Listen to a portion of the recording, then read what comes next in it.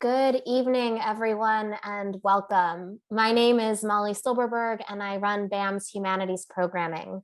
Thank you all for joining us.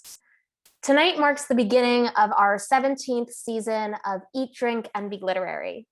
Over the years, it's been a joy to come together to celebrate the work and careers of some of today's leading literary voices.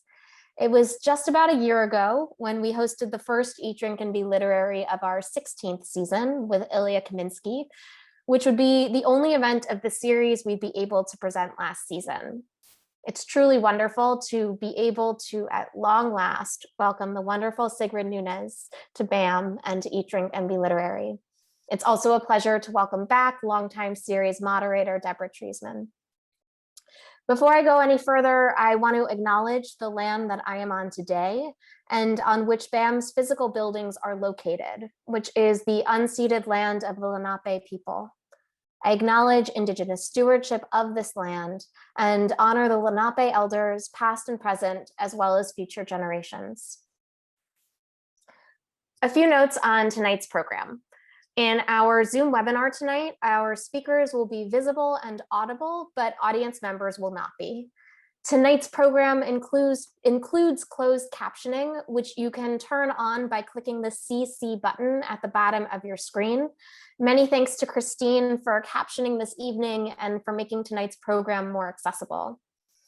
Our friends at Greenlight Bookstore have created an Eat, Drink, and Be Literary reading list where you can purchase all of this season's authors' books, which we'll be posting a link to in the chat.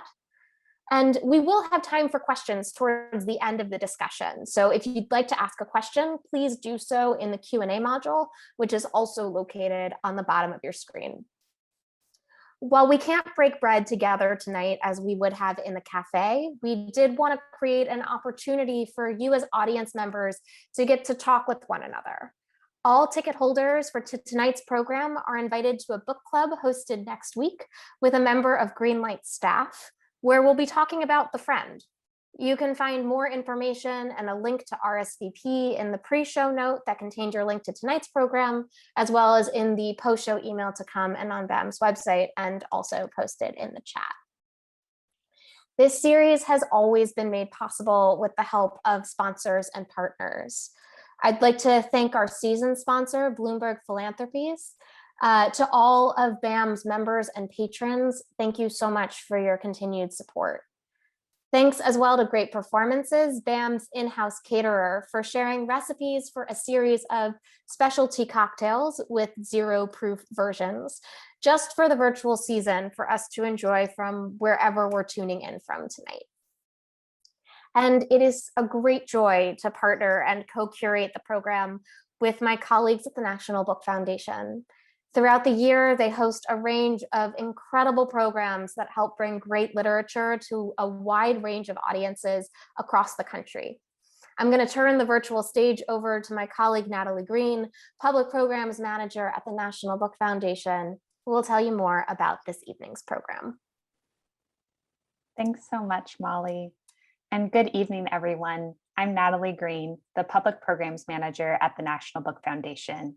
And I'm thrilled to kick off the 17th season of Eat, Drink, and Be Literary alongside our incredible partner, Brooklyn Academy of Music. Tonight, we celebrate the work of National Book Award winner Sigrid Nunez. Many, many thanks are due to Molly Silberberg and the whole BAM production team for their dedication to this series and to bringing it online. Since 1950, the National Book Foundation has presented the National Book Awards to honor the best literature in America. Through public programs and our education access initiatives, we work year-round to reach readers everywhere.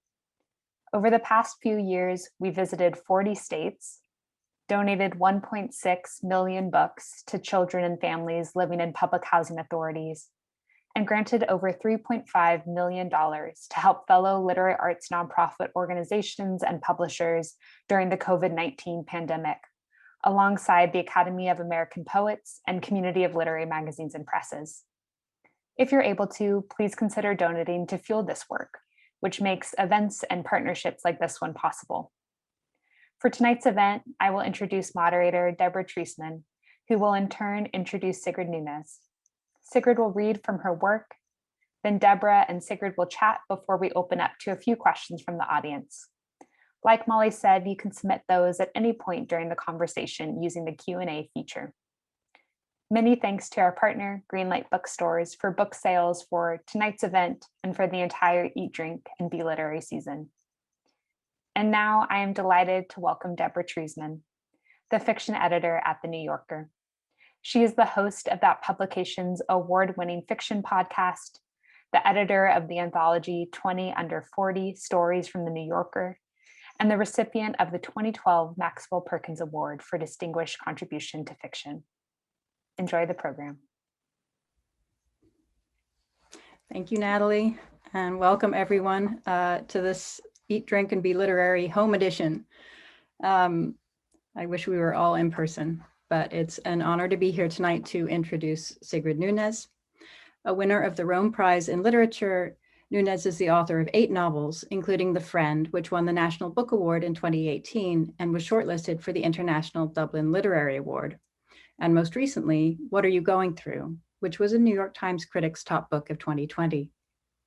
In all of her books, Nunez explores the way that the large themes of life, friendship, illness, religion, suicide, radicalism, death, even global pandemics, intersect with the very specific details of individual lives and narratives. Her work is an investigation into both the universality of details and the details of universality. Writing about What Are You Going Through in the New York Times, Dwight Garner noted, "It takes something more than intelligence to be able to write intelligently. It requires something closer to echolocation, an acute sense in mid-flight of where you are. Whatever it is, Sigrid Nunez has it. When I open one of her novels, I almost always know immediately, this is where I want to be." And this is where we want to be tonight. Please welcome Sigrid Nunez. Thank you, Deborah, and welcome everyone. I want to begin by thanking Molly Silverberg and the Brooklyn Academy of Music, and thank you, Natalie Green and the National Book Foundation, and of course, thank all of you for being here. I'm going to set this up. I'm reading from What Are You Going Through? And just to set this up briefly, there are 2 characters. There's the narrator and her friend who has terminal cancer. And the 2 women are in a house. They've taken a house together, rented a house together. They're in seclusion. And the friend has been having a lot of trouble reading because of her concentration is so poor. So she asks the narrator to read to her. And they have just finished a mystery novel, and now they're trying to decide what they want to read next. I had some recently published novels on my Kindle, but my friend wasn't interested in listening to any of them. She didn't like what she called the vandalizing streak in contemporary fiction writers. She quoted John Cheever on the difference between a fascinated horror of life and a vision of life. Nowadays, it seems to be mostly fascinated horror, she said, either that or totally unconvincing platitudinous sentiment. All these books about the horribleness of modern life, she said, a lot of them brilliant. I know you don't have to tell me, but I don't want to read any more about narcissism and alienation and the futility of relationships between the sexes. I don't want to read any more about human, in particular male hideousness.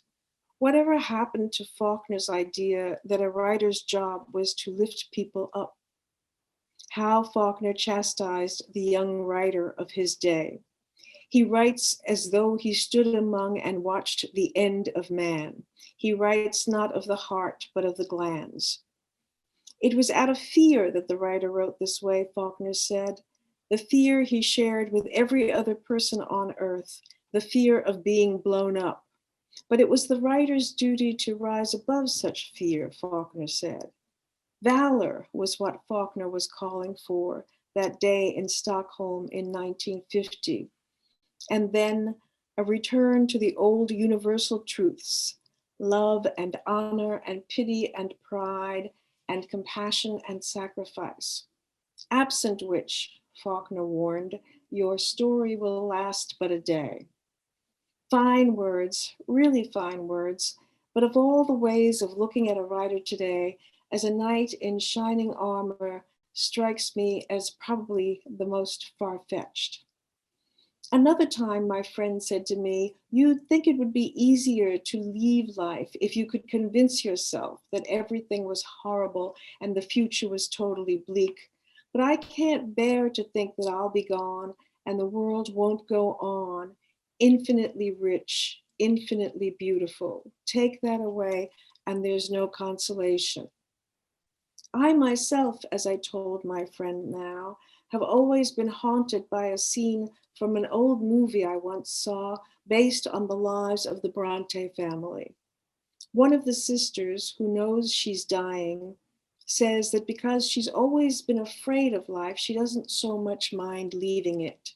But then on a day like this, she says, when the world is so beautiful, she is sitting somewhere outdoors, as I recall, no doubt somewhere in the moors. She confesses that she wouldn't mind living just a little longer. I'd been channel surfing, and that was the only scene I watched. It was long ago. I could be remembering it wrong, but this was how it always came back to me, and it came back to me a lot. Meanwhile, I was scanning a large bookcase in the living room. "How about this?" I said, pulling a heavy book from the bottom shelf. "The World's Best Folk and Fairy Tales. Gods and heroes, princes and peasants, giants and little people, witches, tricksters, and animals, animals, animals." This would be our reading from now on. She could not get enough of it. Much has been said about mystery stories being like fairy tales, and popular for some of the same reasons. Instead of ogres, serial killers. And though they might not be pure of heart, no princes or Galahads or saints, the detectives are still heroes, righteous if not always noble avengers. All is simplified. Characters, types, moral code clear. Where guilt or innocence lie, plain. Plenty of cruelty, violence, and gore, but in the end, the evil are vanquished. And even if the good don't live happily ever after, there is closure, the kind of closure that mostly eludes people in real life. Except that fairy tales are beautiful, my friend said. Fairy tales are sublime, and mysteries are not. Another difference, unlike mysteries, fairy tales are not escapist. Even if they too simplify and conform to familiar formulas, the truths in fairy tales always run deep. That is why children love them. Who knows better than a child what it's like to be at the mercy of hidden and arbitrary forces, and that anything can happen, no matter how strange, either for good or for ill. Fairy tales are real. They are more mysterious than any mystery novel. That is why, unlike mystery novels meant to entertain, then be forgotten, fairy tales are classics. They are of the heart, not of the glands. I like that we owe fairy tales to old women.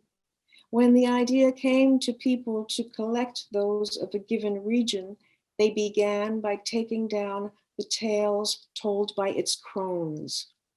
"What's your favorite fairy tale?" my friend wanted to know. "Anyone that has swans in it," I said. I remember when I first read The Six Swans, how I wanted to be the brother whose magic shirt his sister doesn't have time to finish, so when he's turned back into a human being, he still has one wing. "You wanted to be the freak."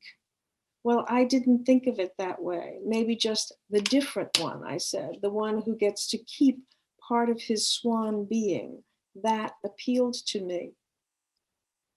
We had taken to sitting side by side on the sofa when we were together in the living room, semi-recumbent with our legs stretched out and our feet up on the coffee table. More than once while I was reading, she fell asleep. I would stop reading and keep very still, alternately soothed and tormented by the sound of her breathing. I would remember the vigil at my father's hospital bedside, when his breathing had become so labored that it was as if there were some malfunctioning machine in the room, and the shock of its ceasing like that, as if the machine had been switched off, and the silence that followed, louder than his breathing had been, louder than any machine, louder than anything I'd ever heard before in my life. Or we'd sit together in the same position on the two-seater on the back porch from where we liked to watch the sunset. Sometimes we linked arms or clasped hands. At such moments, I felt that she was as much a comfort to me as I was meant to be to her. Every now and then, she would squeeze my hand without saying anything, without needing to say anything, but it was as if she had squeezed my heart. Golden hour, magic hour, l'heure bleue, evenings when the beauty of the changing sky made us both go still and dreamy. Sunlight falling at an angle across the lawn so that it touched our elevated feet, then moved up our bodies like a long, slow blessing. And I found myself a breath away from believing that everything was as it should be. See the moon, count the stars, there all the time without you and ever shall be, world without end, Joyce. Infinitely rich, infinitely beautiful, everything was going to be all right. I'll stop there. Thank you. It's not the same without the audience applause, but I know they're clapping out there. Thank you. So just to start our Q&A, I'm always very interested in the origin story. And you grew up in New York City, in Staten Island, I think. Yes. The child of immigrant parents, one from Germany, one Chinese Panamanian. I'm wondering at what point literature and reading became important to you, and at what point writing became something you envisioned for yourself. Well, very young. Reading, I remember that, from a very, very early age, being read to first, and then learning to read so I could read myself, uh, was my biggest pleasure. And it did so much for me that it came naturally to me to want to write. I mean, when I was little, I thought that when I grew up, I would write children's books, precisely because that's what gave me so much joy when I was a kid. So, but the first things that I read that were read to me and that I then read were fairy tales and myths, and that really made me want to write that kind of story. And then a little bit older, I became obsessed with those books about that where there's a child and an animal, whether it's a dog or later a horse. So it was something very, very early, and and so that's what I did when I was a little kid. I tried to write my own fairy tales. So it was really a very, very early thing. And also when I was in school, starting from really right the beginning, I went to a public school in Staten Island, and all the way through high school, there was always some kind of creative writing program. I mean, we were always writing poetry and stories. So it really was a very natural part of my life. And were your parents readers? Did they encourage this? My mother did. Yeah. She was a big reader. Was And English your first? Excuse me. She was the one who, was the first person to read to me. Mm-hmm. And was that in English or in German? Oh, in English. In English. I mean, my parents, because they didn't share a language, they had, neither one of them had any interest in teaching us their languages. They just, I mean, there's kind of two different attitudes. There are the immigrants who want to, who aren't seduced by the idea of becoming as American as Americans, and they want to protect their native identity, and to give it up is like a kind of death. And then there were other immigrants who who want you to become who want you to have your own language, and have a fear that if you learn their language, that's going to hold you back somehow. I mean, it's a wrong idea, but it is an idea that my parents had. Yeah. But were you aware at that time, as a child, of these three languages in the household that were possibilities of? I was, but it was a very confusing household. As I say, they had a lot to do with the fact that they didn't share a culture. They were just so separate. And my father was so unforthcoming in every way about his own culture, his background. I never knew a single relative of my father's, never met a single relative of my father's, heard almost nothing about his life, his childhood. And you couldn't draw him out. He didn't want to talk about it. In fact, with my first book, that was an investigation that I was trying to make, trying to by that time my father had died, and trying to invent a father out of these scraps and that I had, and also out of what my mother told us children about him, which is never entirely trustworthy.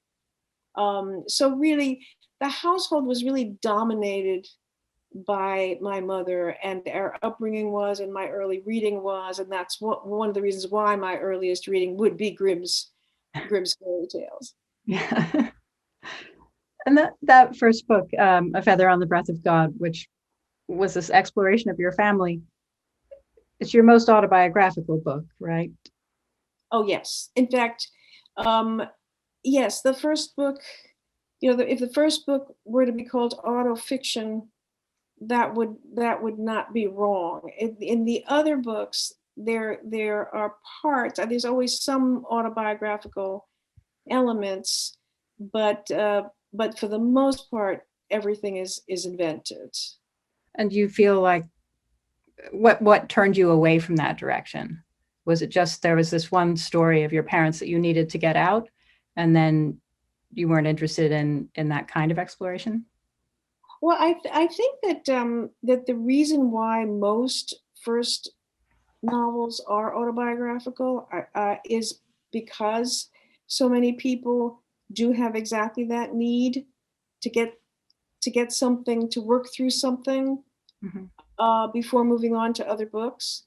And nothing was really planned, but I wrote that. I felt like I had laid something to rest there with that first book. But when I went on to write a second one, I wanted to do something completely different. And the third book I wrote was this mock biography of Virginia Woolf's pet monkey, the completely different way to go.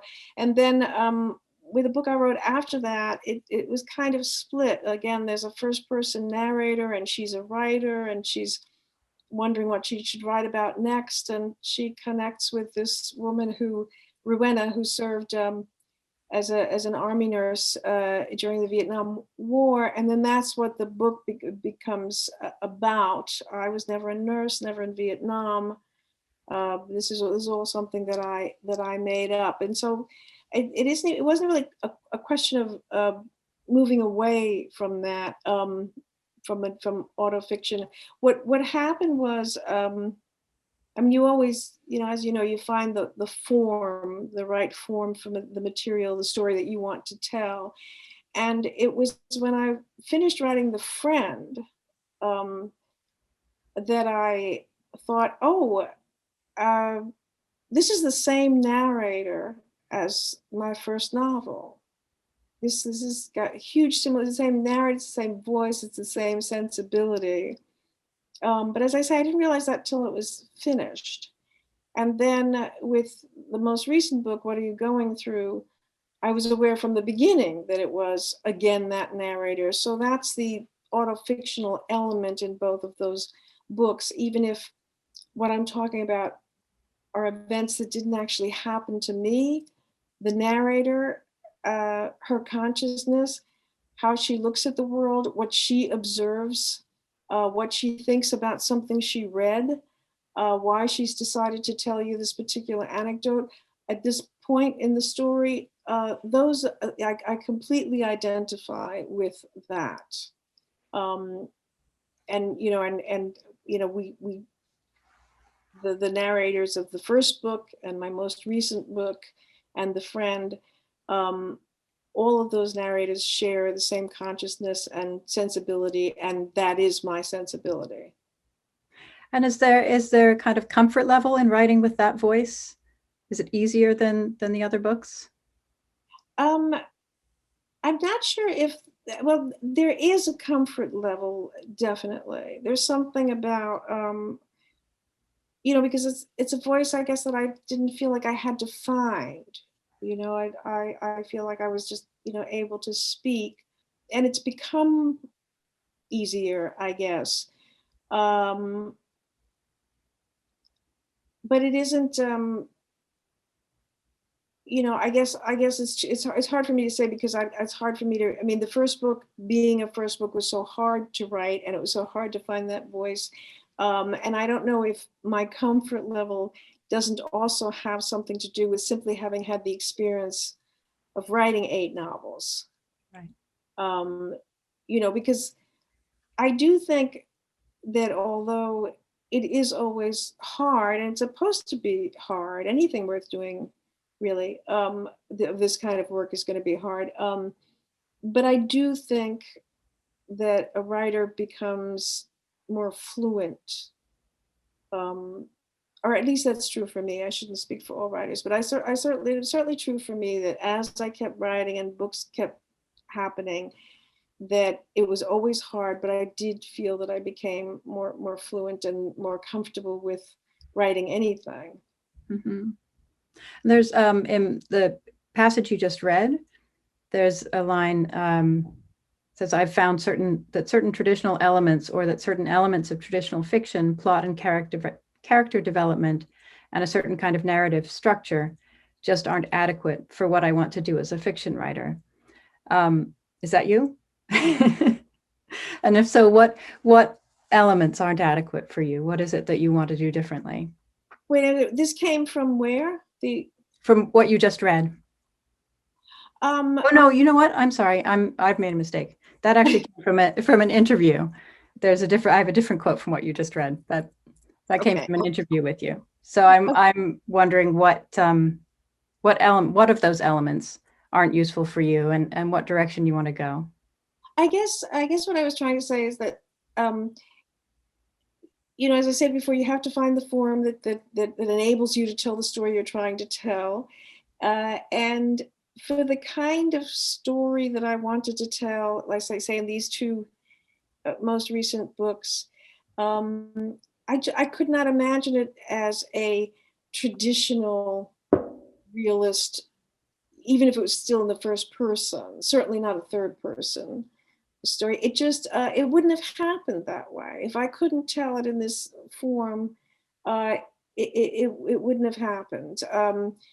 If you're going to write a traditional novel, a traditional realist novel, a kind of novel that I adore, I certainly do not reject. There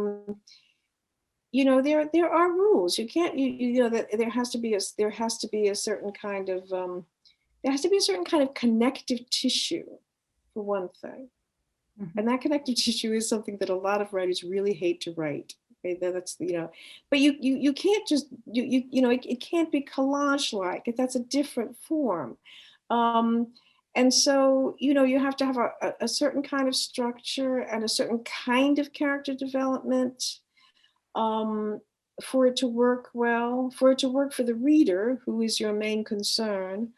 And it just didn't seem like that form was at all suitable for the kind of thing I was trying to do. I mean, among other things, in both of these books, the narrator is feeling her way, is trying to piece things together, is constantly reflecting on things, trying to understand things. You're always inside her head.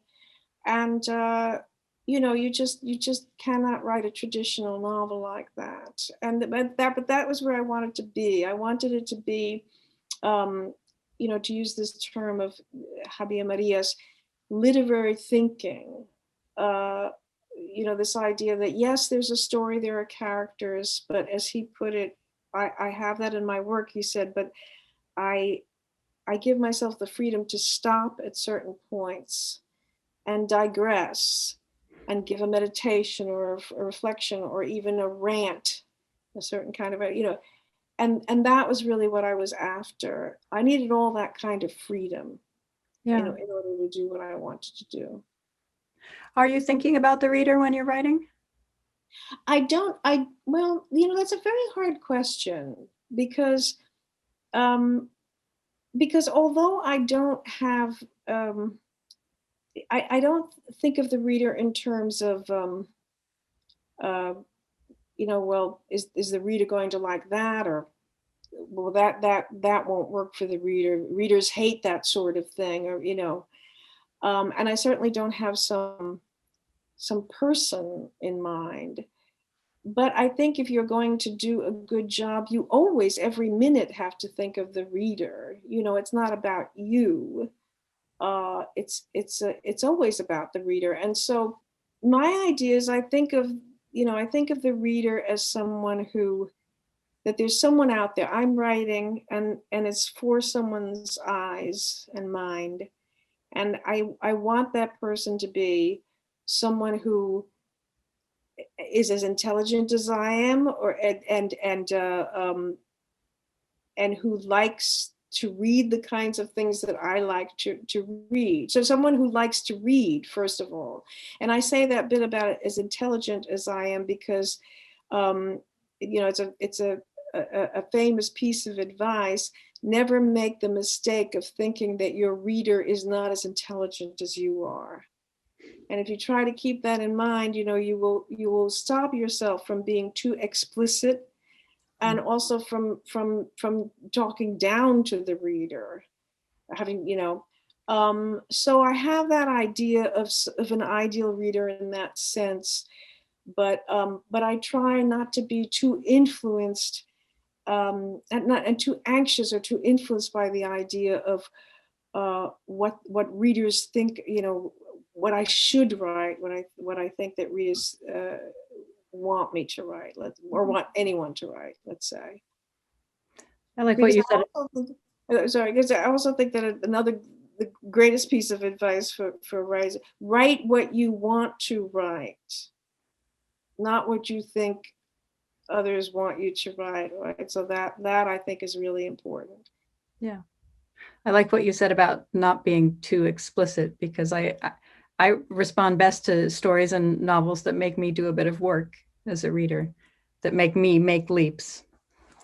Exactly, like you want to leave a little space for the reader's imagination, because people enjoy reading because they like using their imagination. And in fact, it had happened to me when I was trying to learn how to write, that I was told, you're too explicit. That's your problem. And the people who told me this were not able to tell me how to not be explicit.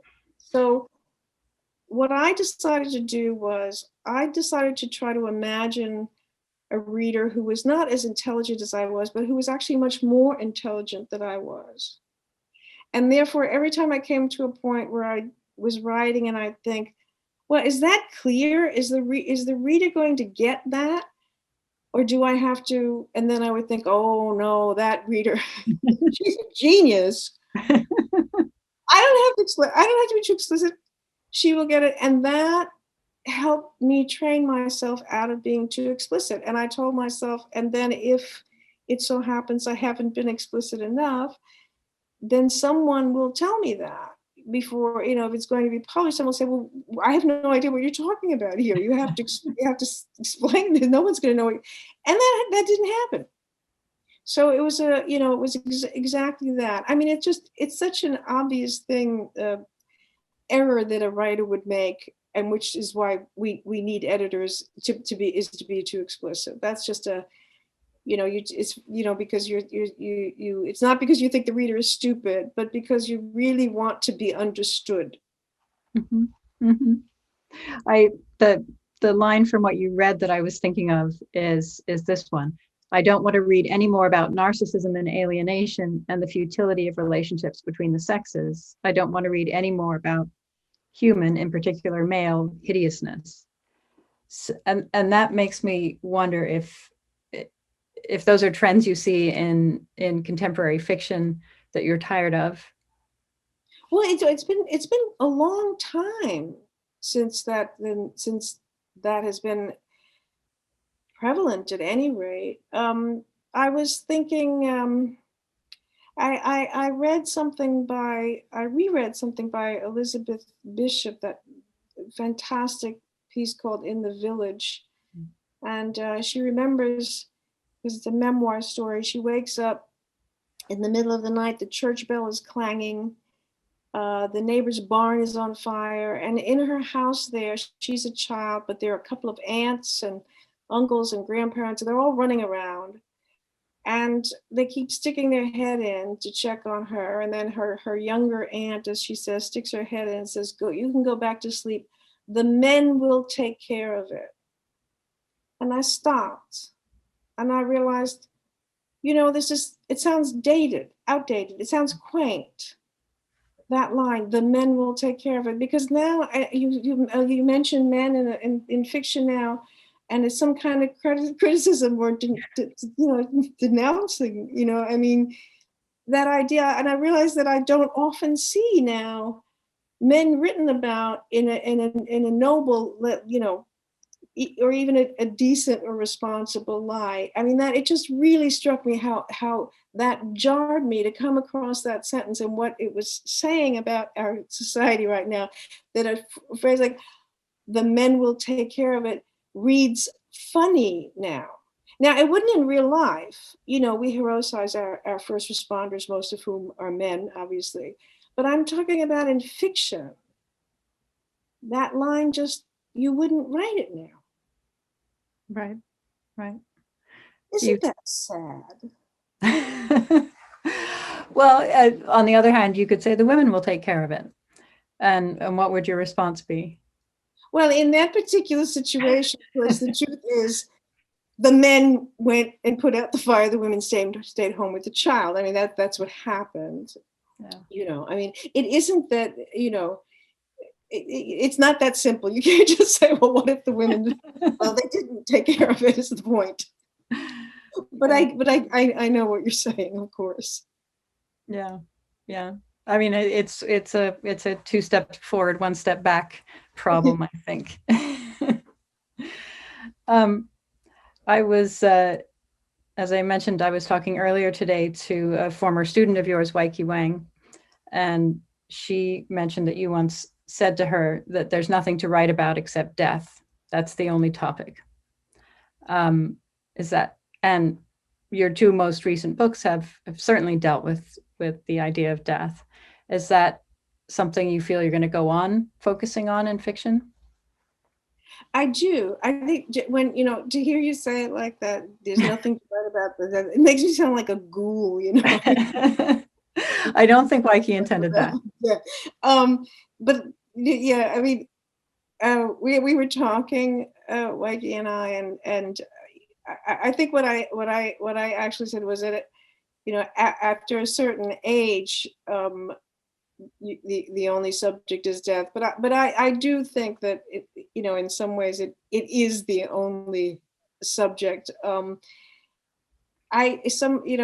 Somebody had asked me, why are you drawn to mortality? And I said, well, it really isn't so much that I'm being drawn to mortality as that mortality is drawing me to it. I think it does have everything to do with age, being more interested in thinking about death and writing about death. But again, it isn't really planned. I mean, because I don't think in abstract terms like that. Like, I'm going to write I'm going to write a story or a book about death, or in which death is a big subject. It's more like I get into a situation, I have a character, I have a situation, I have some ideas, I start writing.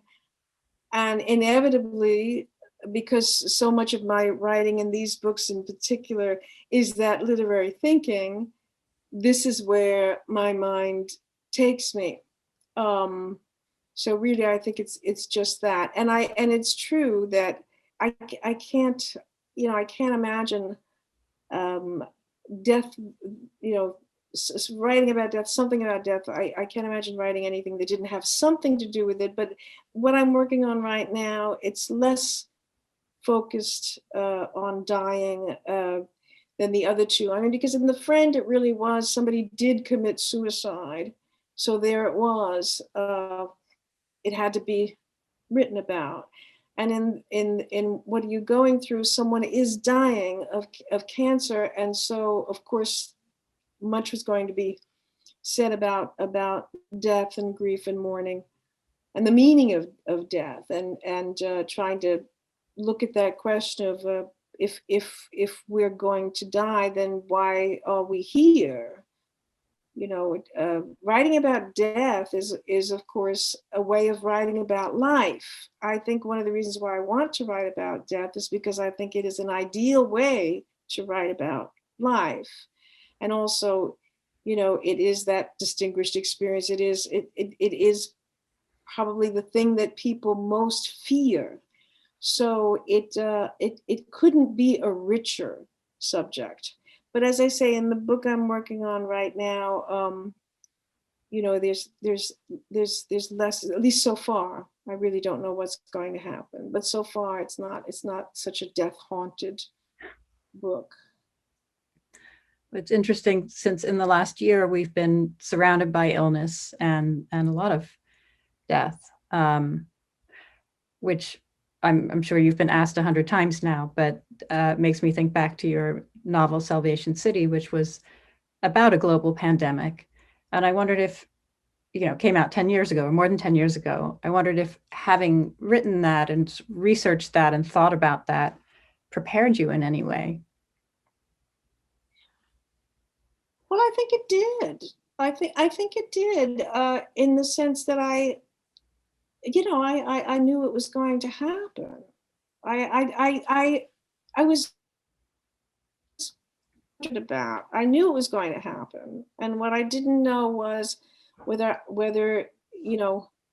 I'd still be alive when it did. But I just ever since I've known anything about the Great Flu, for example, and about pandemics, and or knew anything about Dr. Fauci, for example, I knew that what the scientists were saying was that it's not a question of if, but when. And so I have had this idea for a very, very long time that sometime in my lifetime there was going to be another great flu pandemic. And the research and even the invention, things that I imagined, they have been, they did happen. They have happened. I mean, in the early pages of that book, there's the elbow bump, and people thought that I made that up. They said, "Oh, that's so great! You thought of it. That's so interesting." And I didn't invent the elbow bump. For years, certain people in certain places have been talking about the elbow bump and how maybe that's what we should be doing in order to stop the spread of disease before something like this happens. So yeah, I think I was prepared in a certain way. Or let's just say I was not shocked the way everyone else was, perhaps. Right. It's been a year of being at home for people who were lucky enough to do that. And I feel as though at the New Yorker, I've seen more fiction writing than ever before. And, writers seem to have time on their hands. I'm wondering if it was in that way a productive time for you. Well, what I discovered was when it first began, I could not only not write, I couldn't read. I just could not concentrate at all. I really, really had a hard time with that. And then as the spring went on, I started writing a story, and that didn't work. And then I wrote a review essay and took a lot of time on it, and that was good. I was able to do that kind of writing. But then it took quite a while, and then I finally did, kind of using that story that I'd written, or some parts of it, I managed to get something off the ground that I'm hoping will be a novel, and that I've been working on now for a few months. But I felt very unproductive for quite a while. Yeah. I mean, it might be because I had a book that came out in September, but it'd been a whole year. Yeah. But yeah, let me see. So when this happened in March, I had just finished a book the September before. So. Right. Well, I think we need to turn to some audience questions now. So I'm just going to take a look and read some out. So Terry wants to know, does your writing make you laugh out loud when you're writing it? Death always makes me laugh out loud. No, I don't think I've ever laughed out loud when I was reading. Oh, and can I get back to death for a moment? Yes. For example, there is a book called The Oxford Book of Death, which is such a wonderful book, and that is really anything but grim, and that is full of laugh out loud moments, in fact, and that is full of life. Okay, so no, I don't laugh out loud. No. The next question is just a greeting from a former student of yours, Mikhail Kozachkov, who was your student at NYANA in 1991. That was a long time ago. Hello. And who says he was one of the students you mentioned in the Immigrant Love chapter of your first book. And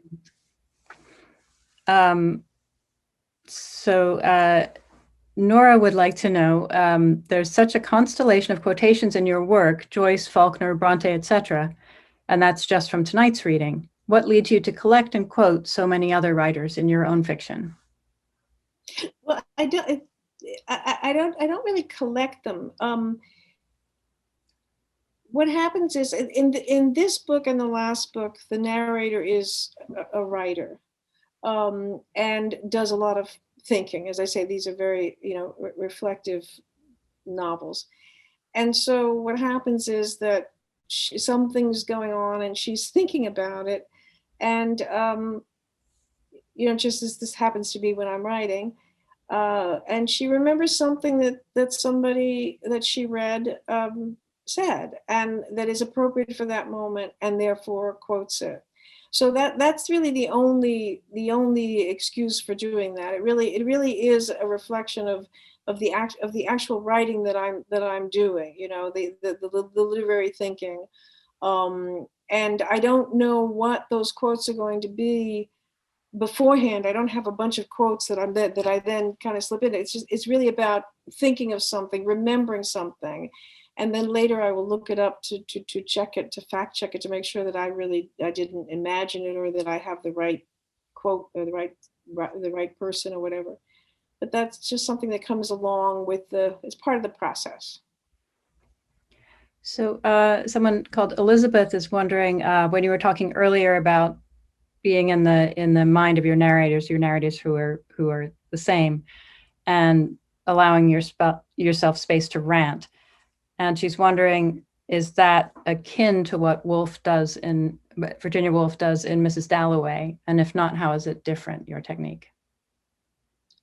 Well, Mrs. Dalloway, Virginia Woolf never wrote in the first person. There are autobiographical elements in her work, but she never wrote anything resembling autofiction. And in Mrs. Dalloway, it's really, you are, at least for parts of it, for the Mrs. Dalloway parts, you're in her head. It's a kind of stream of consciousness. But it isn't really what I'm doing. I didn't really understand the very beginning of that quote again. Could you repeat it? Just the beginning of it? I somewhat paraphrase, but she says, is that rant and being in the narrator's head akin to Wolf with Mrs. Dalloway? And if not, how is the technique different that you employ is different? I actually don't think that Mrs. Dalloway does any ranting.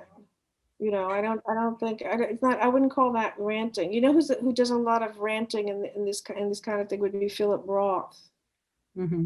Very, very often he stops what he stops the story that it goes into a rant in the voice of a character or his narrator. No, I don't think there's it's the same at all. And as I say, it has everything to do with the fact that I'm writing in the first person and I'm just reflecting, whereas this is a third person stream of consciousness that Wolf is using. I'm going to combine the next two. Someone Shayla has noticed that Simone Weil comes up in several of your books and is wondering why you're drawn to her, what she means to you. And another person is wondering who are your favorite authors. So perhaps those could go together. Well, they're just,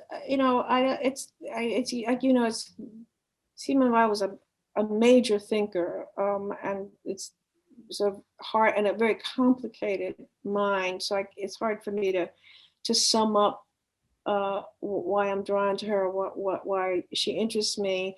But in most of it pretty much comes down to one particular thing in these places where I mention her, which is her idea about paying attention, and how attention is a kind of prayer, and this idea of the love of one's neighbor, coming down to being able to say to them, what are you going through?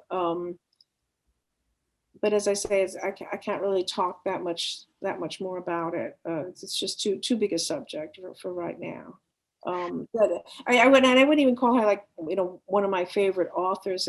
It's not. I don't think of her that way.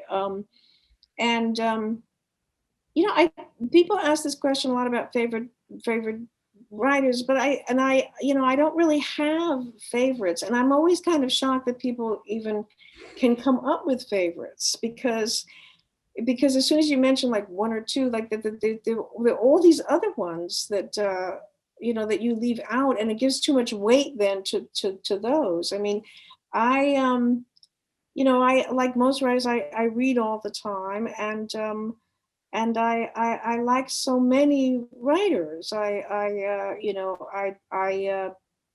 been influenced by a lot of different writers, and I find it's not a question of favorite. I find something that influences me, that I care about, that I'm grateful for in any good book that I read, or any really, really great writer.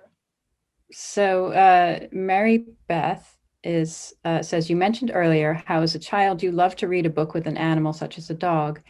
How much of that early experience do you think influenced your writing the story in the wonderful novel The Friend, wherein a dog figures prominently? And another person, David, is wondering if you've ever had a dog, and do you have one now?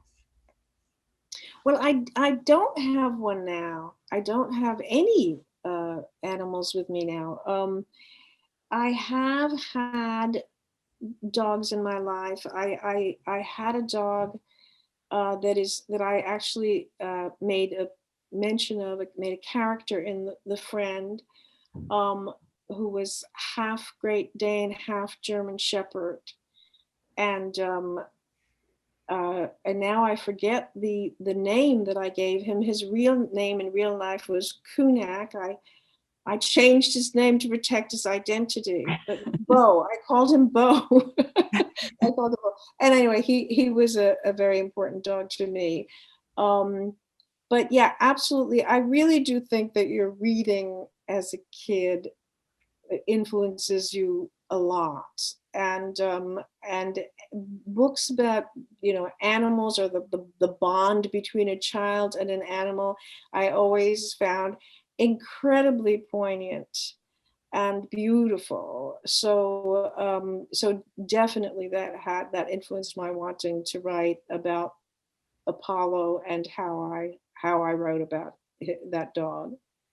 Jay says, your books always surprise me because they seem so very different from each other. What do you see as common threads within your writing? Well, I think that very much the human experience of loss, for one thing, and a certain kind of uh, nostalgia. Also, how what childhood was like, and how the characters in the books look back on childhood, and how the way they look at childhood helps form their character in adulthood. There's that. Um, there's a sense of mourning. Uh, Grief is an important subject, but that, which is obviously another kind of loss. So those are, I don't know what else. I can't even. Animal. Animals, yeah, animals, and writing itself, writing and literature, and identity is an important part of everything I've written, I think. Somebody called Tracy has a couple of questions. She also noticed that the line about not wanting to read more about narcissism and troubled relations between the sexes. She is a psychoanalyst, and she's wondering whether you have any thoughts on that profession, and also loves how you center death, because her patients often talk about wanting to quit analysis, but separation is terrifying and compelling, and she's wondering if that's a terrain that you love. Well, there's just so much there. I don't have any particular. I don't have anything in particular to say about psychoanalysis, because I don't really, it's just not my field, not my place really. I don't have an opinion about it. I mean, I haven't been in psychoanalysis myself. What was the beginning of that question? There was something about... I'm sorry, because I was trying to squish two questions together. Well, the first one was just whether you had thoughts on psychoanalysis. The second one has to do with how you center death, and about how patients often want to say they want to quit analysis, but don't, because they need to keep talking. They stay in treatment because separation is generative, frightening, electric, and necessary. And she wondered if that was a terrain in your fiction that you like to go to. No, because I do have characters in my fiction, various ones, who have been in therapy. That's, because it's a common experience that people have.